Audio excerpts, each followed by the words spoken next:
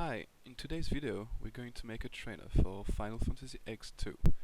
We're gonna use IDA, cheat engine and the library I developed. First thing we're gonna do is make a trainer to have unlimited HP. So first thing we're gonna do is find the variable that holds the value of the HP. So here you can see I'm looking for 241, which is Riku's HP. So I'm gonna go in cheat engine and type 241. You can notice here that I select 2 bytes because it makes sense since the max HP is not gonna be that high. So now we need for the Riku's HP to be modified by a hit or anything to narrow the search. So here I'm fighting. Okay, now you can see my HP is 236. So I'm going to check and find for 236. Okay, here we are. We have 4 variables, 4 addresses that hold the value we're looking for. So now what we're going to do is check what writes to these values. So that's what I'm doing here. Okay, here we can stop. We can already see that this value is written pretty much every frame, so it probably has to do with the UI. So it means it's not what holds the actual value of the HP.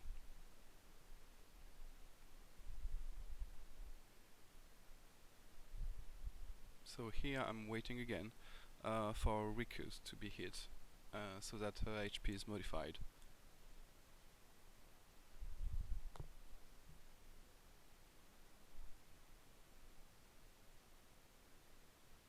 Which can take a while. Okay, now we've got it. So it's better. Now we're gonna check what writes to this address, and here we can see that it's the value of the register EBX that is written to this address, and here we can see that the value EBX, the register EBX, is read from somewhere else. So it's basically just a copy of another variable to this variable. So it's not that interesting, and it's probably not the function that is modifying the actual value of the HP. So we're gonna check for another variable. And here we go again. Okay. Probably not there as well because it's modified. It's written every frame. It could be this one, but I'm pretty sure I didn't receive 15 hits in that second. And well, while the instruction here is add, which could probably be something that we want, the fact that it's written 15 times, it's probably not what we're looking for actually. Okay, here it's better. The value here is a subtraction, which is what you'd expect. I mean, you have some HP, you take some damage, and your HP is subtracted the damage. And yeah, it looks good. So what we're gonna do here now is replace this instruction with a no operation, meaning it won't do anything. And now we're gonna see if the HP changed now. And nope, our HP are frozen now, so means it's exactly where the HP is actually modified. So it's good, it means we found it. But now, as you can see, the monster's HP aren't modified either, meaning I can't damage them and I can't kill them. So it's problematic. I mean, if you want to cheat to be invulnerable, you don't want the enemies to be invulnerable as well. So now what we're gonna do is find in this function call what makes me an ally and them an enemy. So we can do something if, like, if I'm an ally, I'm invulnerable, and if you're an enemy, you still take damage. So we're gonna check now the arguments passed to this function. So we're gonna put a breakpoint here,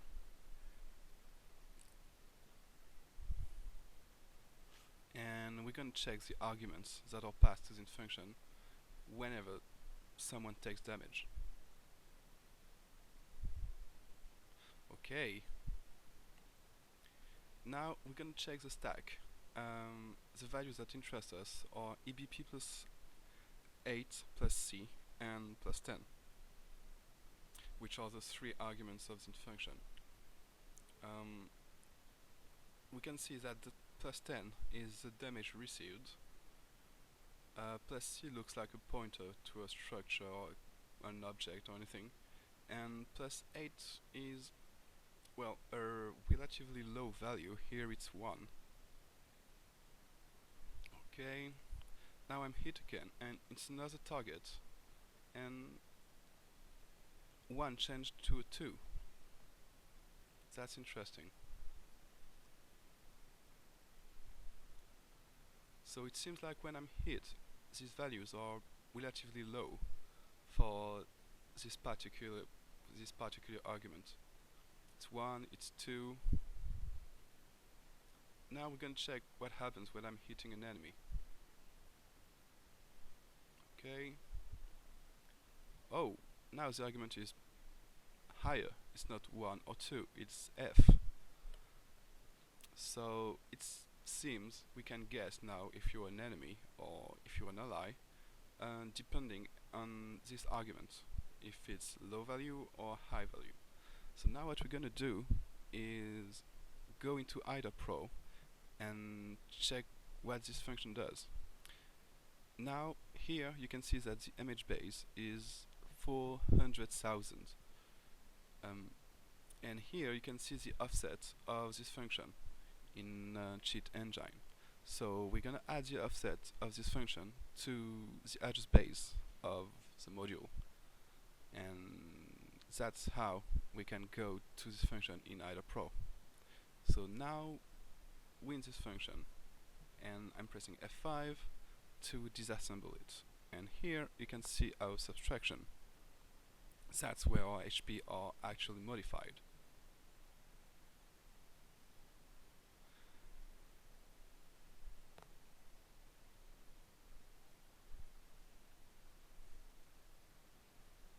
Okay, so now what we can do is identify the arguments passed to this function. Here is the HP that is changed, so the damage taken or the heal taken. So we'll call it delta HP. Argument 1 is the index or like ID we found, the low value, and when it's an ally, and the high value when it's an enemy. And here it's a pointer to something, and that something is what holds our value of HP and stuff like that. So it's probably a character. So here we're gonna name it character. Okay. So now if we look again at the code, we can see that we return the new HP, and here we modify HP, and here we're going to call a function with the arguments that are. Okay, now we can analyze this function, and we see that what it does is pretty easy. The first argument is the value you want, the second argument is the minimum value of this integer, and the third argument is the maximum value of this integer. So basically it just returns a ranged integer between max and min. That's all it does. So we're going to rename these arguments to make it easier to read. Okay, you can see that if the desired value is inferior to minimum, we return minimum, and etc, etc. So here we can see that V8 holds the actual max HP. So we're just gonna put a comment here.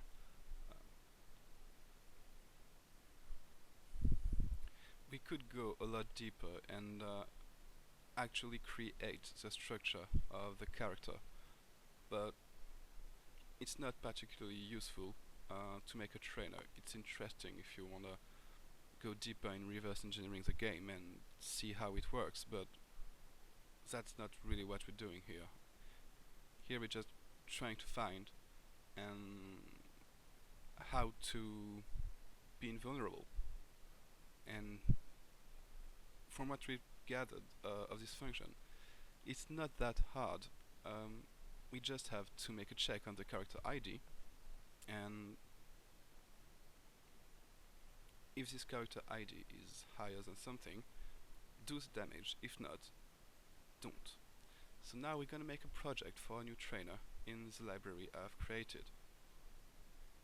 So here we're just setting stuff up, setting where we're gonna write our project. What we're making is a WPF application. It's quite important to write that down.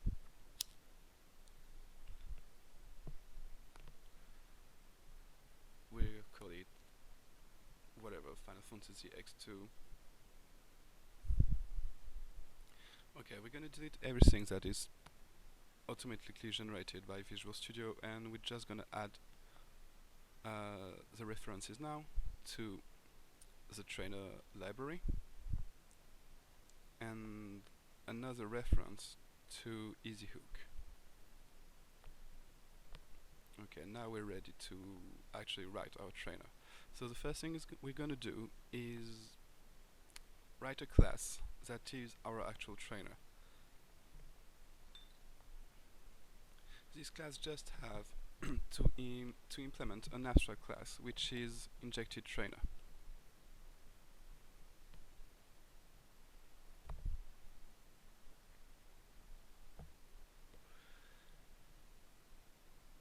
Okay, now we can see what we have to do to make a trainer. We just have to set the name of the executable, which is FFX2 here, the name of the game, which is Final Fantasy X-2 HD Remaster. We can write anything we want here, but to make it easier, we're going to write the actual name of the game. And after that, we have a dictionary of keys and patches. Keys are going to be the shortcuts that will activate or deactivate the patches we're going to write. But for that, we need to add another reference to System Windows Forms.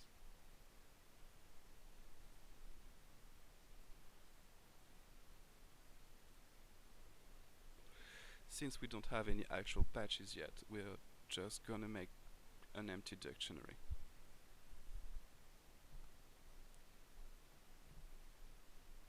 Okay, now we have to write two things that can't be added in an abstract class, so you have to remember that. The first thing is the entry point of our program. It's a main function. In that main function, you have to call injected trainer host and run your new trainer. Remember, you need to add the STA thread attribute to that function, since it's a WPF project. And now you just have to write another entry point, which is a function that's going to be called when your trainer is injected into the game. So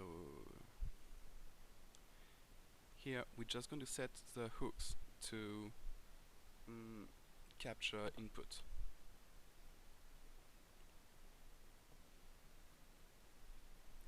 In this function, you can write whatever you want, whatever code you want to be executed in the game process, which can be pretty much anything you want. You can run a new thread in the process if you want, or stuff like that.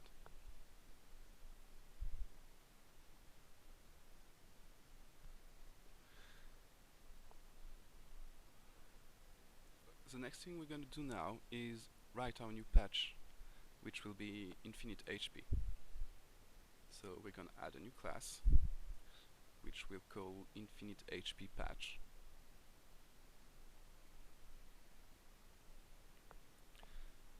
Each patch has to inherit from either patch or toggle patch. Toggle patch means that the patch can be activated and deactivated, while a patch is just something you add, like for example add 99 objects or stuff like that. You don't have to deactivate it, so it's just a patch. So now it's an abstract class, so you have to fill some fields. Here is description, which is going to be the tooltip of the patch when you mouse over it in the interface. The title of the patch, here it's infinite HP. And here we can see that we have three functions: init, Apple patch, and disable patch.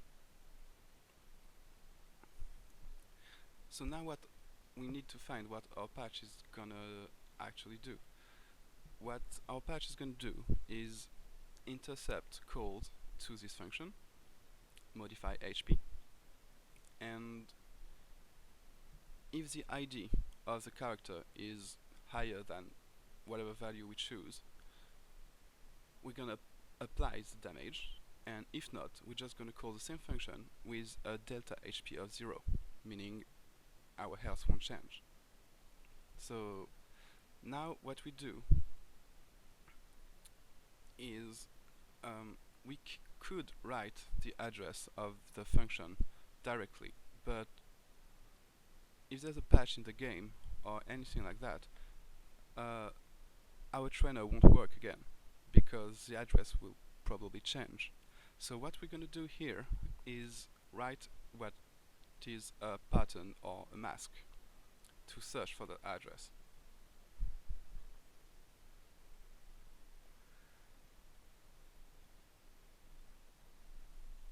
And usually that's stuff you want to do in the init to search for the address of the actual function you want to replace.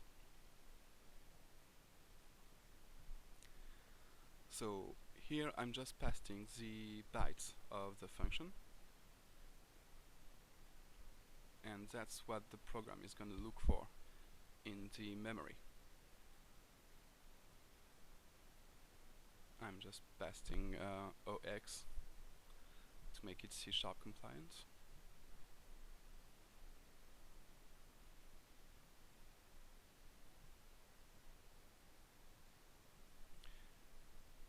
I'm gonna automate this process in a future version, like an IDA script or something like that.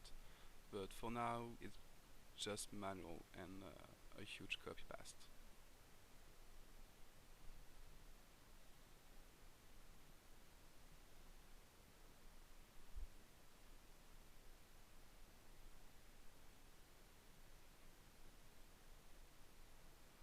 Okay, now we're gonna compare in IDA which bytes can be changed if the program is recompiled. For example, short jump are fine. If the function isn't changed, the short jump offset is probably not going to change. What we're looking for are bytes like static addresses and stuff like that that are definitely going to change each time the game is recompiled. But here that doesn't seem to be any. It's just short jump, and so yeah, it's fine. A pure byte search is going to be just enough. So now we check if our search results in a success. So, and if so, we're just gonna save that address to a variable, which is HP change function address.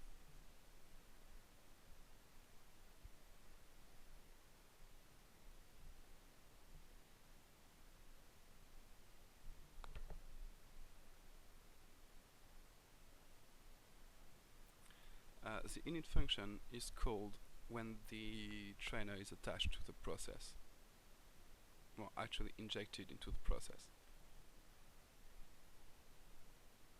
So now what we're going to do is take the signature of that function that we want to override,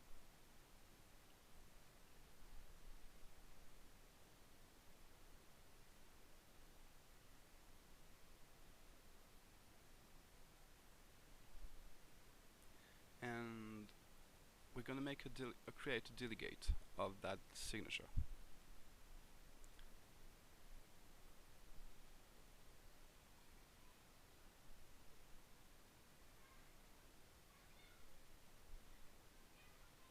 Okay, we're going to call it HP change or something like that.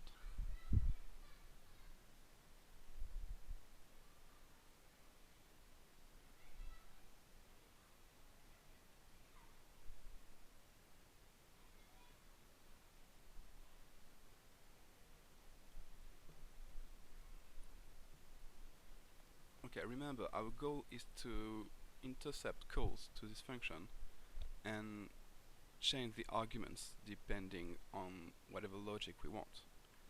So what we're going to do is create another function which has exactly the same signature, and we're going to hook the function of the game with our custom function. So whenever the original function is called by the game, it's going to be our function that is called. That's the goal of that patch.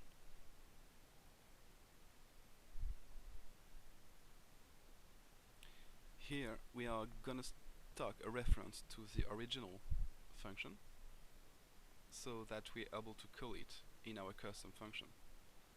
Here we're gonna check if the character ID is superior to, I don't know, like something like 8, and if the character ID is superior to 8, it means it's a monster and we want to damage it.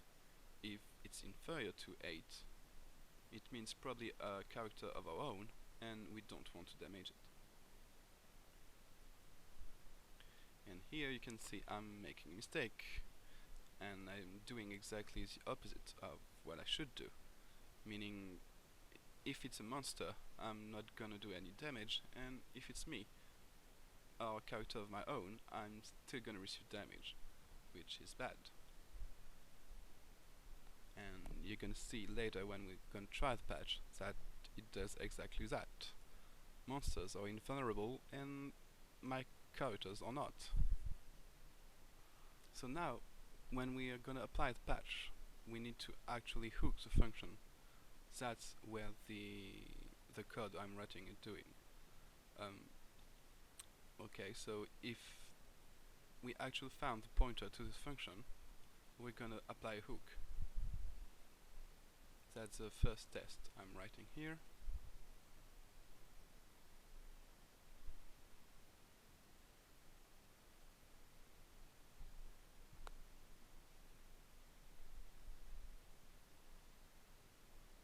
Okay, so the first thing we're going to do is create our original function call. For that we call Marshall get delegate for function pointer with the address of the function, which creates a delegate for us so that we can call the original function whenever we want. The second thing is we're going to create a hook so that we intercept calls to that function. So that's what I'm writing here. For that we need to cast the writer as an injected game writer. And now you can see that we have a hook function method that takes the address of the function as a parameter and a delegate as a second argument. The delegate is going to be what is going to be called. So it's our custom HP change function. Okay, now when we disable the patch, what we're going to do is just remove our hook. So that's all there is. If there's a hook, we're gonna dispose it and set it to null and return true because the patch has actually been disabled. Okay, that should do the trick. It won't work and it will do the exact opposite of what we want, but our trainer is pretty much ready. Now the only thing we have to do is match that patch with a key that we're gonna press to apply it. So here it's numpad 0, and that's it. Our trainer is ready.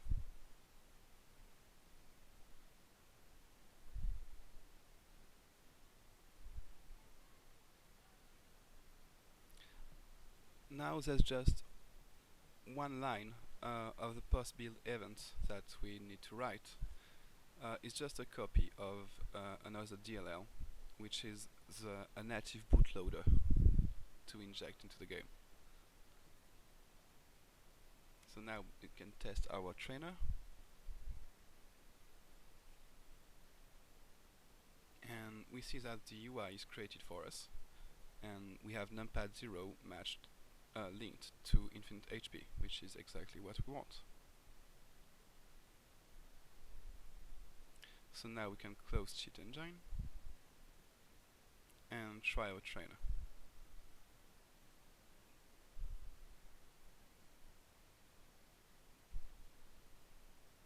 And it doesn't seem to be working. And even the monsters take damage, so nothing's happening at all. Okay, during this short break, I'm fixing the trainer, and I noticed that my entry point function doesn't return an int, which is the signature that is required to start a new thread. So I fixed that, and now my trainer is actually working. So my characters don't take damage, and I can still kill monsters, which is what we wanted. Now what we're gonna do is create another patch.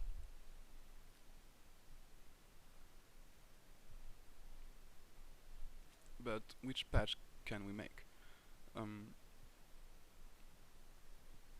Now something that could be interesting would be extra experience, meaning each time we kill a monster we receive a lot more experience that should have been the case. So now what we're gonna do is find somewhere, that's probably UI somewhere, that tells you how much XP you have. So that's what I'm checking here. I'm just exploring the UI and find somewhere my XP.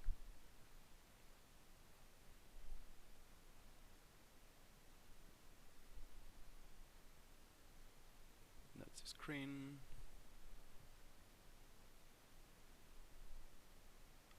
Definitely not the screen.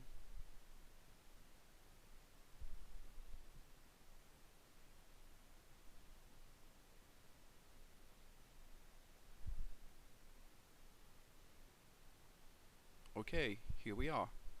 Here we can see the XP. We have 20 XP and in 4 experience we're gonna level. But what's really interesting here is how much XP I have right now. So we're gonna look for it in cheat engine. First we have to launch cheat engine, obviously. And we're gonna exit our trainer. Maybe.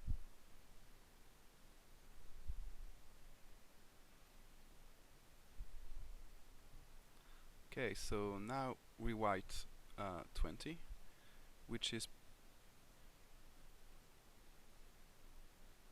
XP can be pretty high in the game, so we're gonna just check for 4 bytes values for now, and we're gonna see later if there's no result. We're gonna check for a 2 bytes value.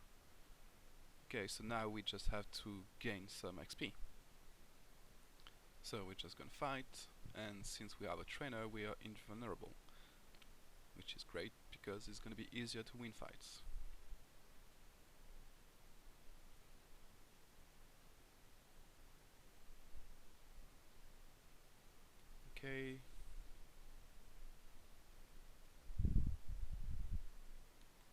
So now we have 23 XP.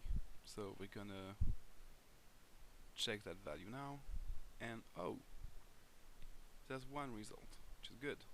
Now we're gonna find what accesses this address, what actually write to this address, which should be a function like increase XP for character, something like that. So we're gonna need another fight and gain some XP.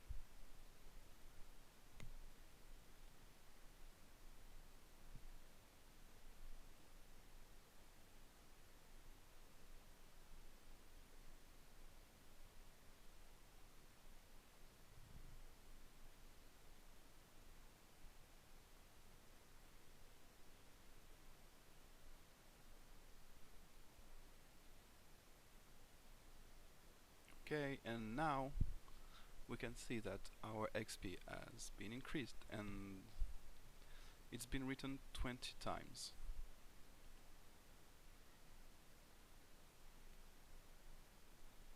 Okay, so here we can find the code of the function, and it's pretty much an add, which is exactly what we expected.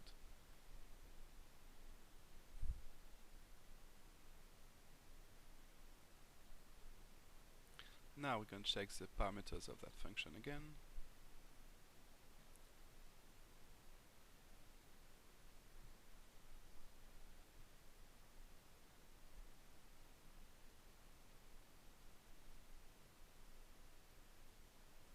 Okay.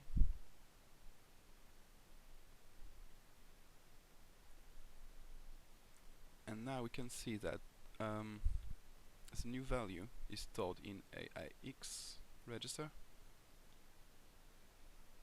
and we're just gonna check that it actually works. So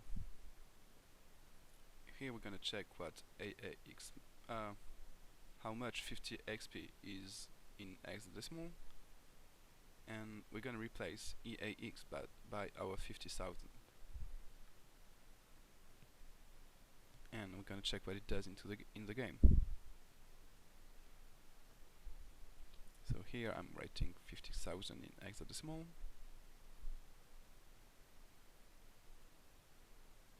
And whoa! Here it has a lot of XP now, which is great. It means that's the actual functions that modify our XP.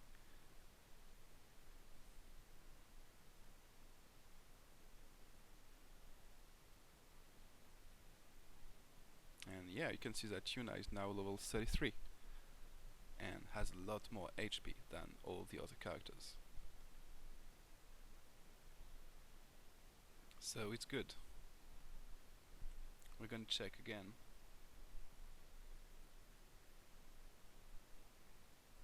And now we're just gonna check in IDA Pro what that function does. So we take the offset of the function as written in Cheat Engine, and we're gonna add the base address of the module, which is 400,000. And now we have the address of the function, and we're gonna check that in IDA Pro. We just have to press G, go to, and oh, here is the function. And we can see that the max value of the XP is 9999999 blah blah blah, because we renamed the function getRangedInt earlier. And yeah, that's it. That's a function that just modifies the XP. So we're just gonna rename the argument to make it easier to read.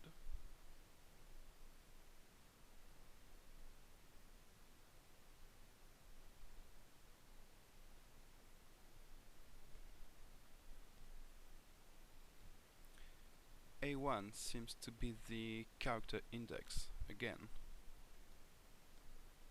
and A2 is the delta XP.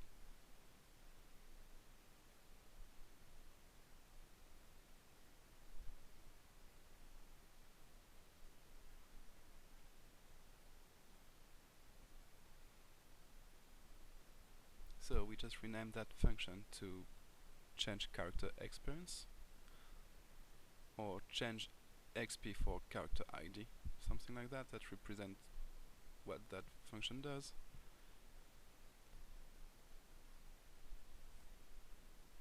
And here we can see that the experience is stored in the offset 5 of character structure. You can see the +5 somewhere.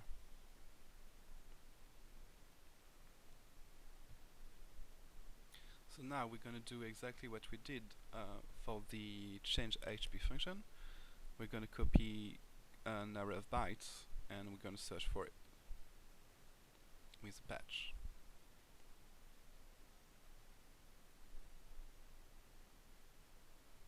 Okay, so now we're going to write a new patch here that we're going to call Mega XP or something like that.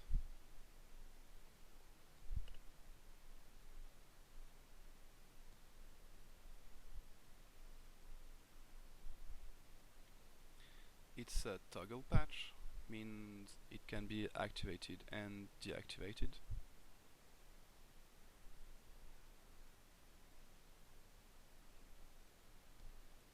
And we're going to do exactly what we did with the infinite health patch.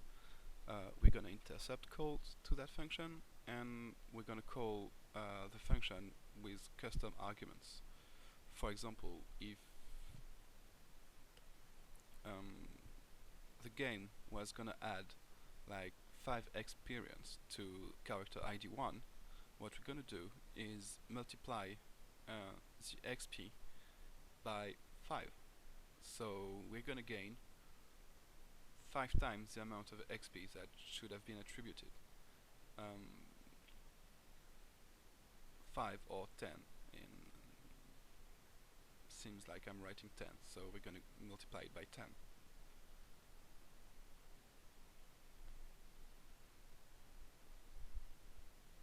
So here again, we're going to find the address of that function in the game. You can hardcode it, but whenever there's a patch, your trainer is going to stop working, so it's usually a way better way to write and to look for that address instead of just writing it. And here it's exactly what we did in the earlier patch. We're just going to copy an array of bytes that we're going to search. It's pretty much a method signature, and it should return only one method.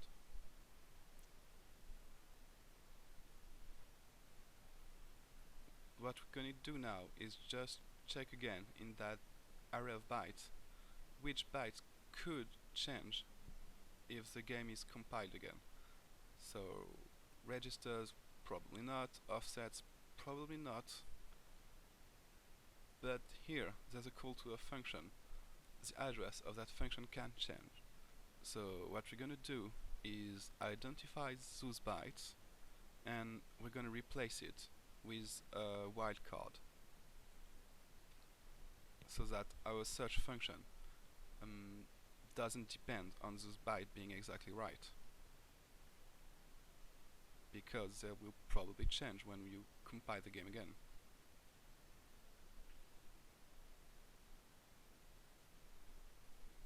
Here we're just gonna add some few bytes, because since there's some bytes that can change when the game is recompiled, we need to make sure that our search only returns one result. So we're just copying again and pasting OX everywhere.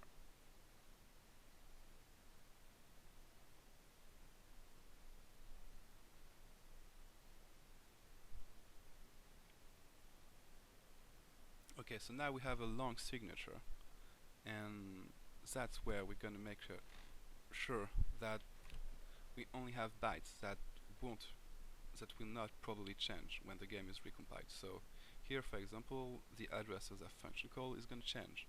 So we're going to replace those bytes in the array by wildcards, as I told you earlier.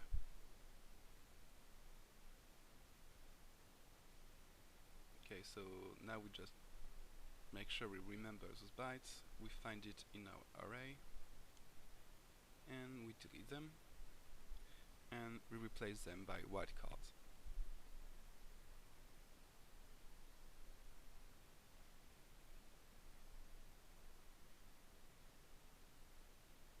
Okay, and those are the only bytes that will change when the game is recompiled, probably.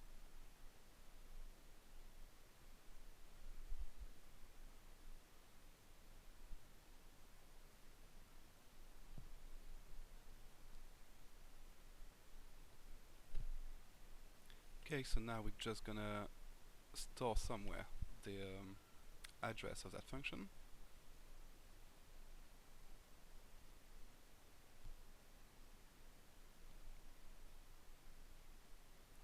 And the rest is exactly like we did with the infinite health patch.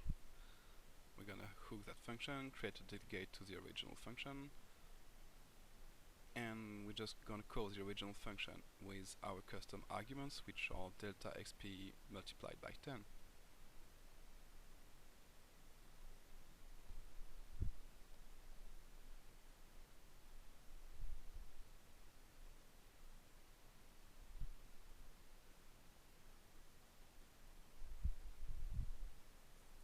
Here we're declaring the signature of the function, and it takes ushort, which is a character ID, as a parameter, and the second argument is delta xp. So now we're going to write our custom function, which has exactly the same signature, obviously.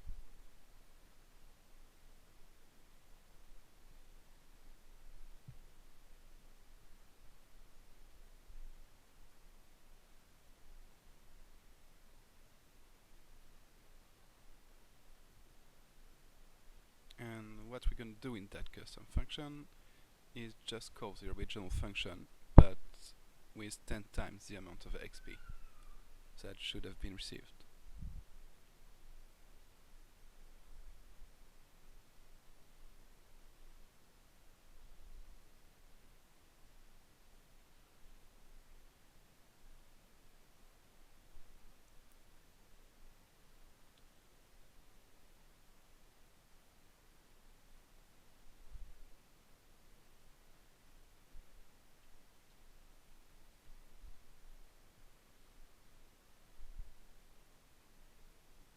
Okay, so we're declaring our original call,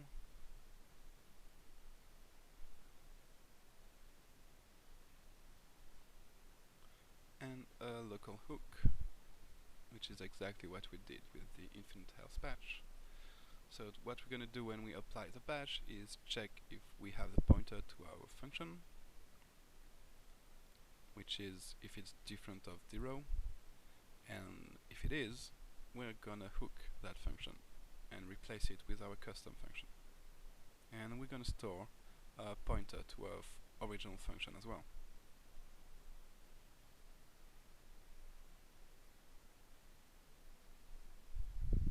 That's what we're doing here. We are creating a delegate of the original function,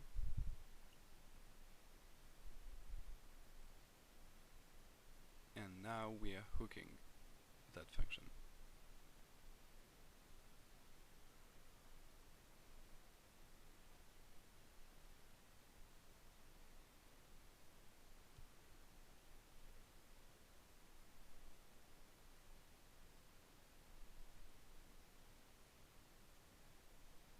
Meaning we are replacing it with our custom code. And if we arrive at that point, means we applied the patch correctly, so we're going to return true, meaning the patch has been successfully applied. Now to disable the patch, we're just going to check if the hook is null, and if it's not, we're just going to dispose of it and replace our field with null. And we're going to return true because the patch has been disabled.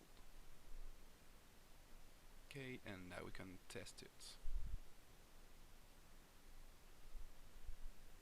But before that, we need to attach it to shortcut. So that's what we're doing here, and we're going to link it to numpad 1.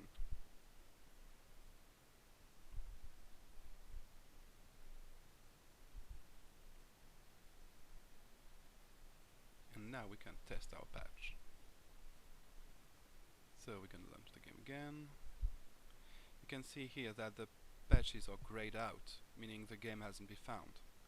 And as soon as we launch the game, the trainer UI is not grayed out because the game has been found and our trainer has been injected.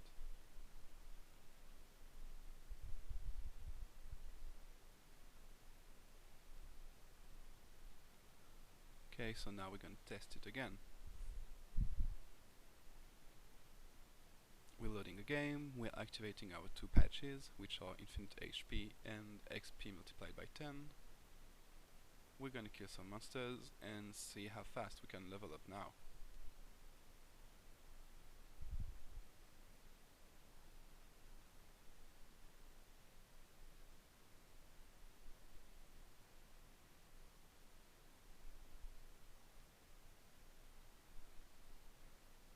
Okay, oh, our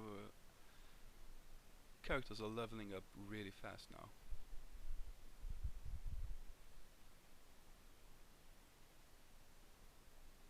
Here you can see like I pretty much gain 1 level each fight, which is great.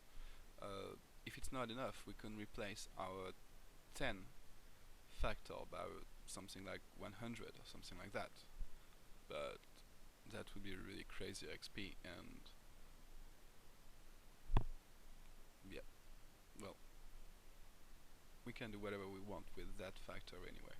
So yeah, now we have a trainer with 2 patches at work, which is great, but the UI of the trainer isn't really good, and we don't have any sound that is playing when we activate or deactivate patches, which isn't really interesting. For example, if you play the game in full screen, you're not gonna know when a patch is applied or not. Okay, so now what we're gonna do is we're gonna look for an image, for example, that is gonna be the header of our trainer. So I'm just Google searching for an image. I'm gonna save it here.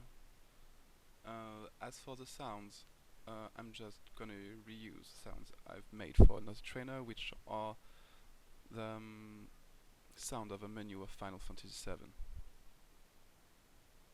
So here we're just gonna create resources in our trainer, which are 1 header image, 1 icon, and 2 sounds. 1 when we enable patch and 1 when we disable patch. And I'm gonna reuse the icon as well of an older trainer. So here it's pretty easy to implement these sound and images. We just have to override disabled sound, and we just need to return our sound, which is stored in properties resources.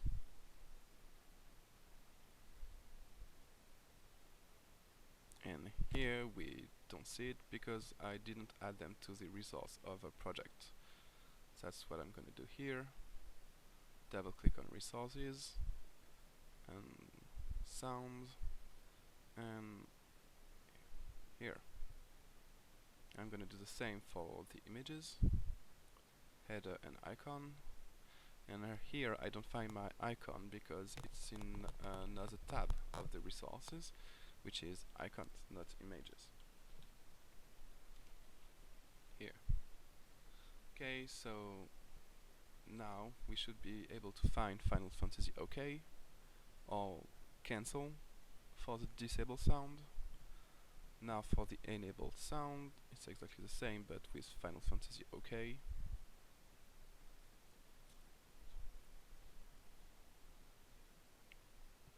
And for the images, it's a bit harder to memorize because you have to write a URI which is resources pack something.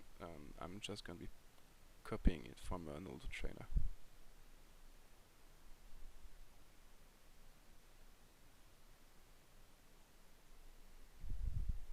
And that's all there is to it. Now we have our trainer with some header, icon and sound when on enable and disable patches.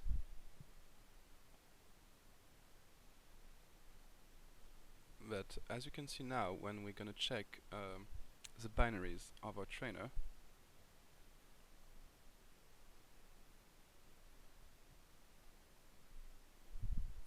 in the folder, you can see that there's a lot of files, and you can't really distribute a trainer with that many files. Nobody is gonna download unzip and click on the right executable. So what we're gonna do now is we're gonna pack that trainer into a single file. So that's what those lines do. Okay, the first one is gonna zip everything in our trainer into a zip file. The second one is gonna copy that zip file into another project, and the last line that we forgot there, oh actually we can't build because whenever you attached a cheat engine to a game, it will keep like a handle of every module that is loaded into the game, so you can't write you can't overwrite your DLL when you have cheat engine running. So that's what I did here. I closed cheat engine, and here I'm looking for my newly packed trainer, which isn't here because I forgot one line in the post build event process, which is to actually build the pack project.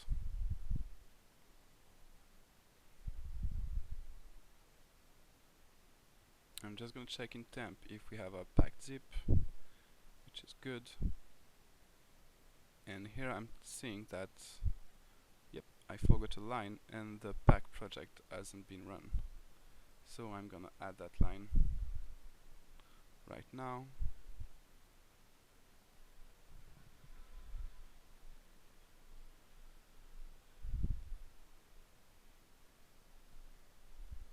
Yep, that this one. This line is just gonna call Visual Studio and build a project.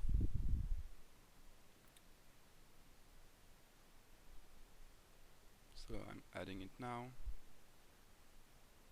Okay, and I'm rebuilding my project again.